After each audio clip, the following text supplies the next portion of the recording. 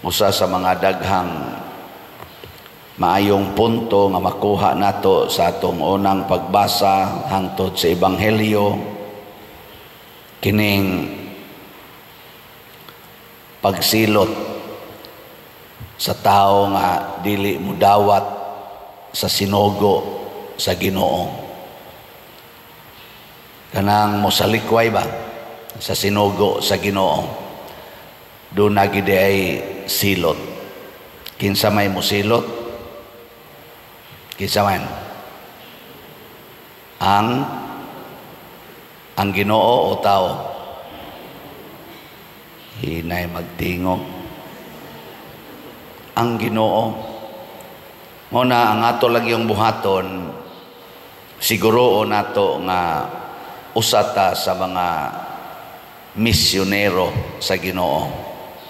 Kana bang usatas mga buutan nga mga sulugoon sa Ginoo sa pagsangyaw sa iyang maayong pagtulunan diha sa atong pulong ug sa atong buhat.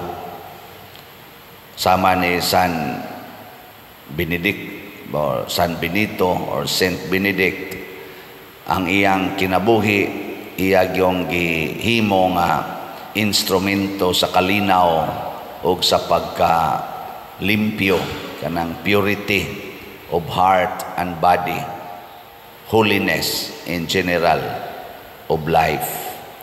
Muna nga ning kuan siya, ning attract siya mga tao, bisag nagpuyo siya nga nag-inusara dito sa Kabingawan, ming anam-anam og duol ang tao ngadto niya, murabag na magnet ba tungod sa iyang nindot kayo nga kasing-kasing o hunahuna, og nakahatag siya dako kayong giya unsaon pag kabot ang langit dinhis kalibutan.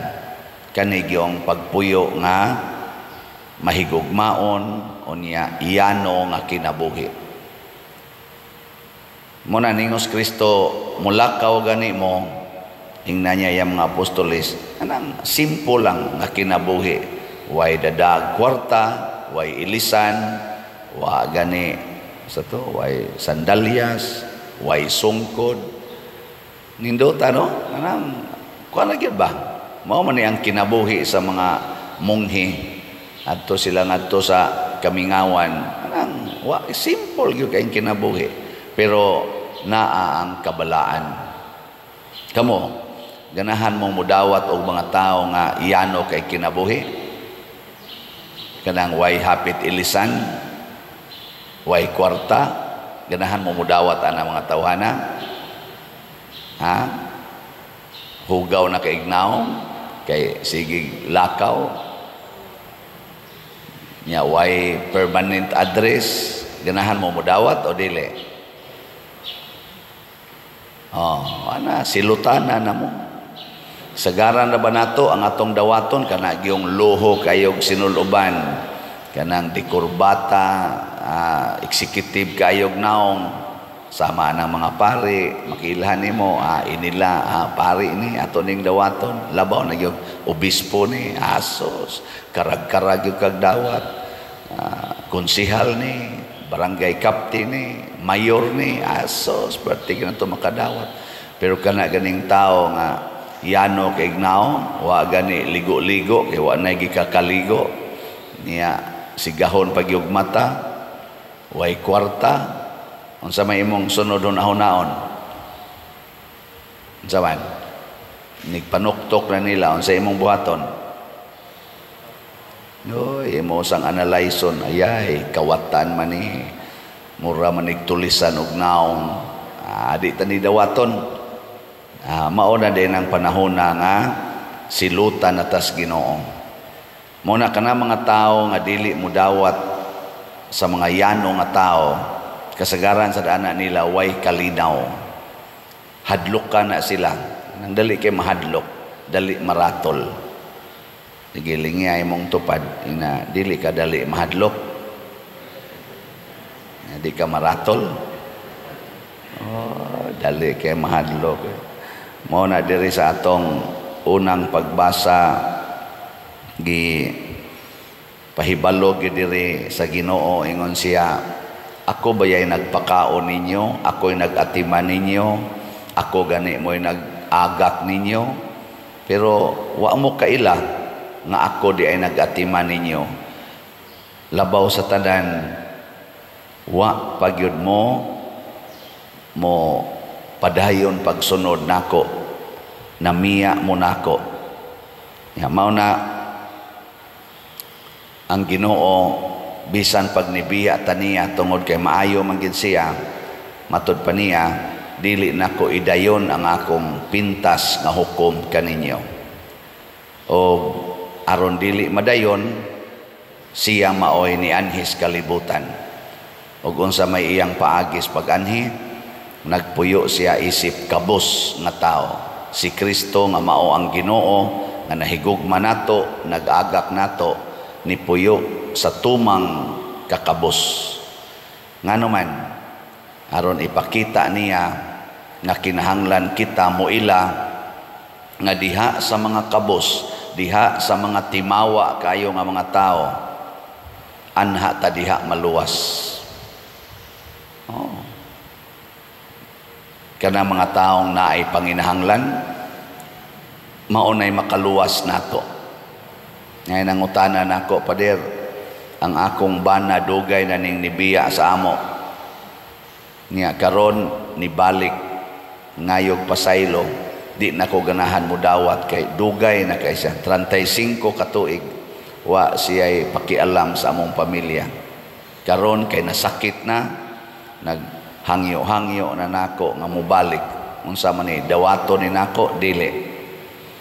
Kamong mga asawa og ingon ana inyong bana 35 katuig way pakialam, wa na gyud giabandon na gyud ka 35 years niya nahuman gibiyaas kabit, nasakit, karon ibalik nagpakiluoy nimo.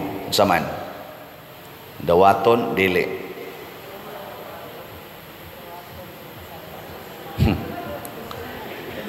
Na ang kuan, ang akong gi-advise, gusto ba kang maluwas, gusto kang malangit, tubag sa niya sa text, gusto kayo Father mo ginay akong pangandoy, mo bitang wa gyud ko magbudhi sa among pamilya, wa ko mangitag lain bisan paghimabay kay akong bana, wa gyud ko nagbinuang, nako tiwasan na lang ng imong pagkabuutan. Kay kanang imong bana karon nga nibalik nga nag-agas ng laway, mauna na ang presensya sa Ginoo, mauna na siya ang Ginoo nga makapaluwas sa imong kinabuhi, at imanagid na siya. Nyag malagsik na puhon, basig mo balik sa nangato siyang kabit, suportahi lang yapon. Ana mao man ay nahitabo sa mga Israelita. Matud pas Ginoo, ako mong giatiman sa dihang nagkinahanglan mo, sa diha nang nilambo na mo, ningadto na sad mo sa inyong mga baal, nagsimba na sad mo sa mga Diyos-Diyos. Ako lang yapon mong atimanon, di nako idayon ang akong kapintas nganha ninyo. Nindutas Ginoo, no? Ngilingay mong tupad, nakapila man ka nagluib sa Ginoo, nakapila. Kapila ka nakasa, siging balik-balik ang atong sa, mangumpisal, balik na sang sa, ug ang Ginoo musalikway pa nato, naniguang na lang gud ta, sige lang yapog pakasa. Klaro ana inyong mga naw, masadaan man hasta ning akong naw. Mo na ang kaluoy sa Ginoo, andam kanunay, available kanunay, pero ang iyang requirement, dawata ang akong gipadala, o kinsa man ang iyang gipadala, mga taong na ay panginahanglan. Tanaw ang iyang mga apostoles, ayaw mo pagdag sungkod, ayaw pagdag ilisan, ayaw pagdag kwarta, ayaw pagdag pagkaon. Sa ato pa, kung mulapaw sila nga ingon ana ang ilang kahimtang, gutomon gina sila, nanginahanglan gina sila kahigdaan, nagkinahanglan sila na ay mo pakaon o mo pahigda nila. nanginahanglan. Pasabot ang tanang tao moduol nato nga naay panginahanglan sinugo na sa Ginoo. Sinugo sa Ginoo. Mabitan na ka na manganhi din eh. Maingon rin na akong atong sekretary niya. Kani pader ba, sigilan ng balik-balik. Mura man eh, mangingilad na magyugay na siya pader. Naku, onsa man, gigotom ka. Tigyong utuma pader. Tagay kay ang Ginoo na kay gigotom. Sigahon rabag mata ang Ginoo nga gigotom. Sige lang, tagay lang. Diya, pila may kwarta ihatag ani pader. Naku, tagay lag 100. Sus na naman day kuno roy siyabo nga mapalit 100 sa gyapon. Ako ang ako totoo na gamay lay ihatag kay aron dili kasuyop ni barato naman sa kuno ang siyabo karon kay ni kusog mang supply. Mao nang kuamo na demand and supply man na ang presyo no. Kung kusog daghan ang supply barato, niyag minus ang supply mahal. Ni mahal marag maayo. Ingon sila sultihan man sa kuan ni mga manuyupay sa nakong kaila. Na problema sila sa una, perti ko nung pangitaono na atong siyabo. Karon ko no, sus, dol-dol sa ko nung murag isda. Ambot lang asa na dapita, magukasuway sa pamalitan na. Kanang mga mamalitay, kay bao na sila, nga midaghan na. Sila mo report na ko, okay na kay padir, abunda na kay supply. Na ko, may diyan siya, na lisod tagpangita Pero lahi lang karon pa din, mura magsinambugan. Napay sambog-sambog, napay pure. Pero bisan pa man, ang tao, usa ka bisyoso nga tao, usa ka dautan nga tao, muduol na ginanimo nga naay panginahanglan, gigutom, giuhaw, masakiton, ana, way balay, muduol na siya anang maong kahimtang, ang pasabot ana, unsa man, mauna na siya ang sinugo ni Kristo. Kung ato nang isalikway ka ng mga tawhana, silutan ta nga matod pas Ginoo, ay man tong iyang giingon diri sa atong ebanghelyo, hinumdumi kini sa adlaw sa paghukom, mas maluoy pa ang Dios sa mga tao sa Sodoma o sa Gomora, katong gisunog niya nga mga tao ba, kaysa mga tao ni anang lungsura. So kung mo salikway detas mga taong nanginahanglan, ang silot sa Ginoo nato grabe kayo. Muna ang ato mga leaders sa simbahan o sa gobyerno iampo nato nga makamaon ta silang mutan-aw sa atong mga panginahanglan. Dili unta ibaliwala unya ang ila na hinoong kaugalingong mga materialistic o kaning sana personal kayong panginahanglan mauragi ilang tubagon. Mobitaw din sa atong parokya, sige gitag baligya aning slots. Unsa man ni siya? Gipadala ko sa Ginoo o wa? Na atay panginahanglan ang atong parokya, pobre kayo. Wa natay ikabayad sa atong kontraktor kay gasalig ta sa donation. Aw niya magitay kolekta.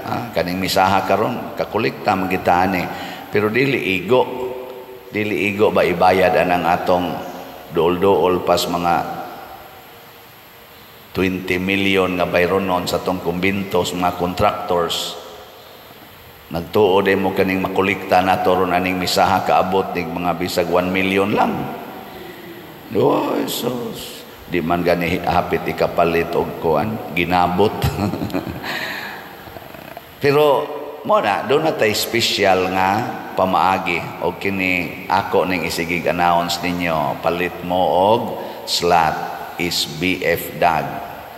Ako nasad mong i-update ha sa ato mga slots aron kay bawo mo pila pa inyong palitonon. Ang atong is BF Dag nga para sa atong kumbento niabot ng atong halin og 29,087 ka slots na apay 30,913 ka slots nga available tag 500 pesos per slot. Kung makadungog ka ani nya naa kay 500 pesos nya moingon ra ka di lang kong palitan na ana peligro masilutan ka bitaw kay mura sa kagkatubang iyang apostolis ba nga nanuktok niya, di tamo dawaton kay panginahanglan man ni sa simbahan, mura marog pulubi makililimos ang atong simbahan para ibayad sa atong mga buotang mga contractors. Tanawa human-human na gud atong kumbinto gud, mga 99% na ang elevator nato human na ang iyang structural, karon ga-install na sa iyagyong sa tawag na shaft on say kanabang iyabang carriage ba kanang mudagandagan ngadto sa babaw, ga-install na nya bayronon man na, pero nataod ang structural nga wa pa ta makabayad. Unsa man ay tawag nato sa kontraktor, buangon o buotan? Kusga buotan nya kita nga makapahimos ana dili ta mo palit og slot, unsa may tawag nato, buangon o buotan? Okay ba na mudaan sa tubag ana nya sa ato san dito sa Kapilinya di Fatima o karong Pizza 13 karong unsa maron 11 12 karong Biyernes Sabado Huwebes man taron karong Sabado Pizza 13. Dako na sa kina dito nga misa kay kadam na alas 5 ang misa dito, alas 4 magrosaryo. Daghan kay nang tao sukad pa na atong 2020 2021 ni daghan na ginagmayo kay niagian man nag-pandemic. Karon daghan na kayong tao dito pero naapay bayronon mo nang nihangyo sa dinhi padayon ang ato ditong community. Ang ato sanghalin sa special slot nato nga Mother Mary's Healing and Deliverance MMHD niabot na sad og 3,974 3,339 dinhi sa atong parokya, 635 ang nahalin dito diretso sa Kapilinya. Naapay 2,026 ka slots nga available, tag 1,000 pesos per slot. Ang mahal nga Birhen Maria nagtuktok sa inyong kasing-kasing, sa atong kasing-kasing, kitang nakadungog aning ako rong gisangyaw. Ang sa mayang gituktok, palit og slot, 11- usa. Pahinungod nato sa pagpasalamat nga ang mahal nga Birhen nagsigig pabaha sa grasya nganhi natong tanan pinaagi sa iyang apparition dito sa Fatima. So Our Lady of Fatima is one of the great devotions nato ngadto sa mahal nga Birhen Maria. Karong Pizza 13 ikatulorong pagpakita sa mahal nga Birhen dito sa Fatima ni atong 19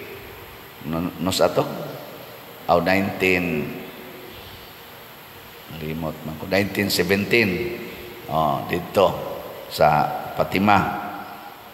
Ug naa kay 1,000 pesos karon nya di ra ka mo palit basin og masilotan ka. Nya unsa may unang silot sa Sodoma ug sa Gomora, kayo ang gipauwan. Unsa man ang kayo, sakit o nindot? Kung mo na mo dapat sa imong panit, sakit o nindot? Gusto mong mapaso? Gusto mong sakitan? Kung sabay gusto nyo, masakitan o malipay? Palit og slot. Kalipay ang imong madawat. Ayaw palit, kasakit. Nga naman, magsige naman kag monitor sa imong kwarta. Siging monitor sa kwarta. Nya usahay makuwang, usahay naaman tinuod, pero dako pasad kay kag panginahanglan. Kuwang ang imong kasing-kasing sa gitawag og katagbawan. Masakitan ka, hangtod mangaway na ka, wa nay kalinaw, wa nay kagubo, wa nay kahusay ang imong kinabuhi tungod na sa imong pagmahal sa kwarta. Pero kung imong ihatag ngadto sa Ginoo ang maong kwarta sama sa gibuhat ni San Benito ni sa mga apostoles nagitugyan ngadto sa Ginoo ang tanan, congratulations, pirmi kang malinawon, pirmi kang malipayon, sobra-sobra pagyod ang grasya nga atong madawat. Ingon ana ang Ginoo basta mo hatag kay matud pa niya, ako'y nagpakaon ninyo, ako'y nagatiman ninyo, ako'y nag-agak ninyo, ang nakaapan lang kay wa mo muila nako nga ako'y nagpakaon. Murag ka ng bata ba nga imong pakanon mudagan hinoon adto magduwa spikas, gukod na sang mama, hungit na sa digana, di magtanaw ang bata, di jud kay ingon ang bata, thank you ma, ikakaon diri daga na sad. Ingon ana ang Ginoo nga rin nato, sige siyag pakaon nato, ikalagsik nato adto ta mag sige kuyog-kuyog sa yawa, pinaagis atong pagpakasala, pinaagis atong pag sige patuyang aning mga kalibutanon nga mga kahilayan. Muna sa ato diring tubag sa Salmo niingon ta, pakitaa kami sa imong naong Ginoo ug maluwas kami. Unsa may naong sa Ginoo dinis kalibutan naa sa mga nanginahanglan. Ang ato sa drong simbahan dinhi sa atong parokya ug dito sa kapilinya na ay panginahanglan. Unsa man, mutabang mo o dili? Tigilingi ay mong tupad. Ina ug di ta mutabang masunog tas kayo. Ina ug di ta mutabang masunog tas kayo. May pamutabang kay mulambo pa ang atong kinabuhi. Manindog ta katong mutabang